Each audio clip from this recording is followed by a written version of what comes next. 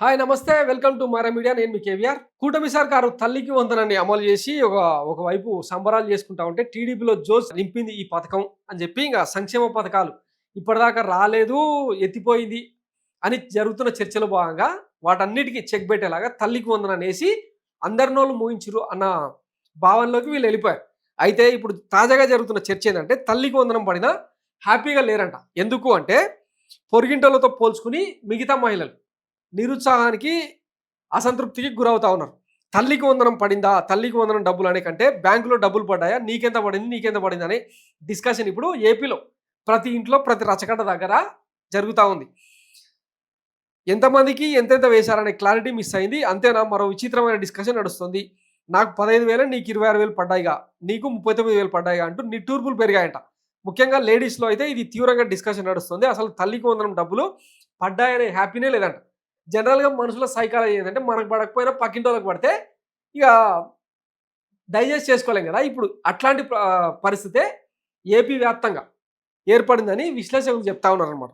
అసలే ఆదివారం full holiday, తల్లికి వందనాన్ని చీల్చి చెండారాడు మహిళలు. "ఏమక్క ఇదేం అన్యాయం, ఇదేం దారుణం, ఒక్క పిల్లోడుంటే 13,000 ఏశారు, నీకు 26,000 పడ్డాయా? ఇదేం ఘోరం, ఇదేం అన్యాయం, మాకు ఒక్క పిల్లోడే కదా, మరో 5,000 వేస్తే ఏం పోయిందంట?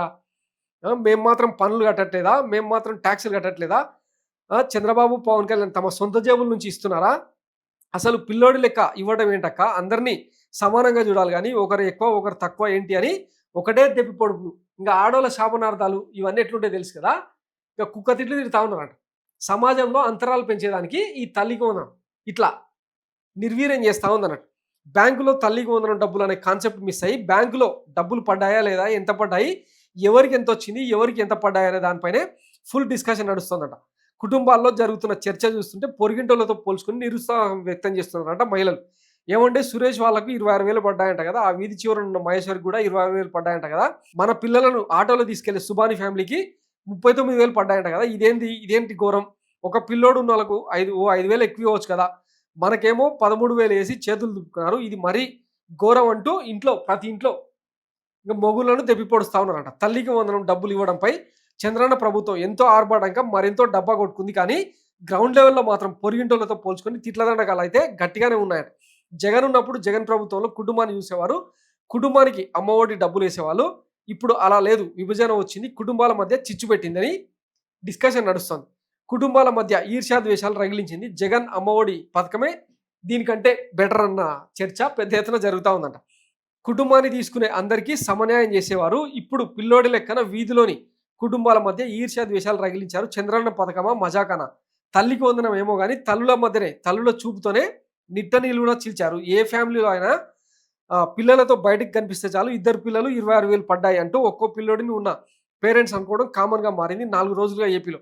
ఇళ్లలో ఒకటే డిస్కషన్. ఏడాది కాలంగా కలిసి రాక, చేతిలో డబ్బులు లేక, చేతిలో డబ్బులు నిలవక, ఆడక నానా ఇబ్బంది పడుతున్న కష్టకాలంలో పడిన తల్లికి వందనం డబ్బులు ఎలాంటి హ్యాపీ, ఎలాంటి ఆనందాన్ని తీసుకురాలేదంట.